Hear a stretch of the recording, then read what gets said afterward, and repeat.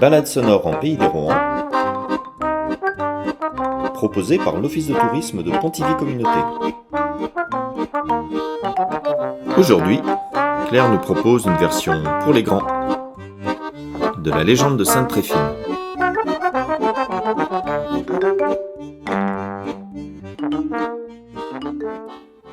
Le charme des légendes bretonnes. Mais aujourd'hui, point de Corrigan ou de Merlin l'Enchanteur, même s'il y a bien quelques lutins en forêt de Kennecamp, au nord du pays des Rohan. Aujourd'hui, c'est auprès de Sainte Tréphine que je vous emmène, une sainte dite céphalophore.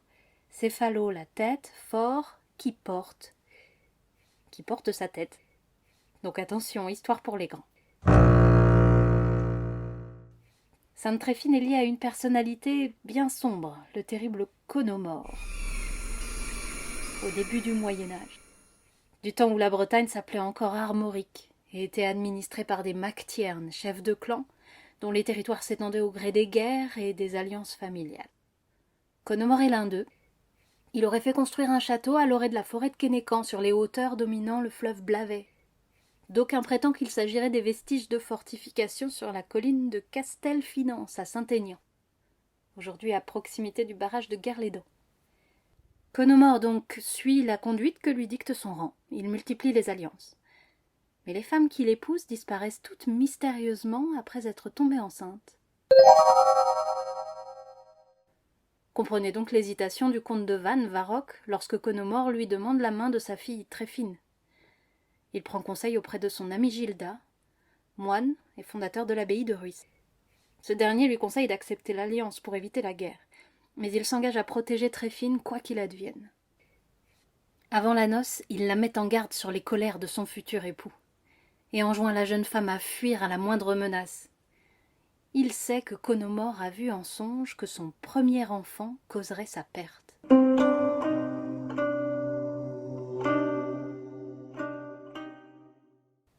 Il sait également que l'homme est sans scrupules. Le mariage a donc lieu, et les époux coulent des jours heureux, jusqu'au jour où Conomore découvre la grossesse de Tréphine. Une sourde fureur s'empare de lui.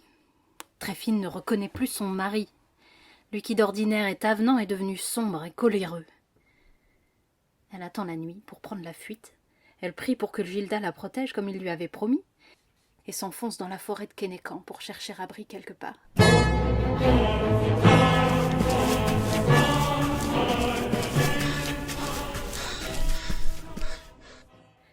Mais Conomore s'éveille en pleine nuit et constate l'absence de Tréphine.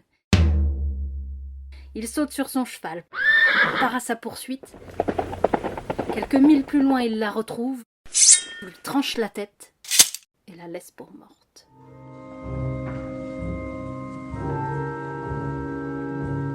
Heureusement et bien évidemment, l'histoire ne s'en tient pas là.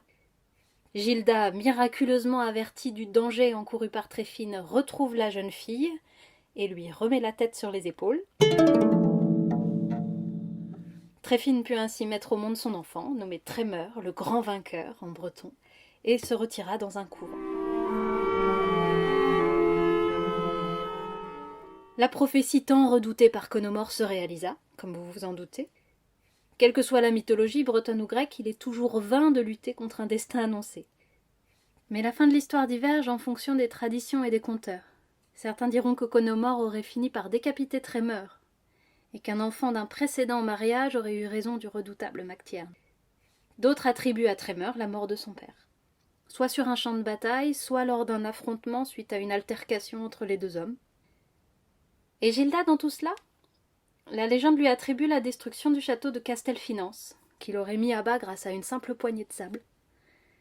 Vous retrouverez cette image parmi les 8 médaillons peints relatant l'histoire de Sainte Tréphine sur les voûtes de la chapelle du même nom, à Pontivy. Encore un chef-d'œuvre, signé du peintre Lecor, au tournant des XVIIe et XVIIIe siècles. Encore une petite chapelle de village contenant un trésor.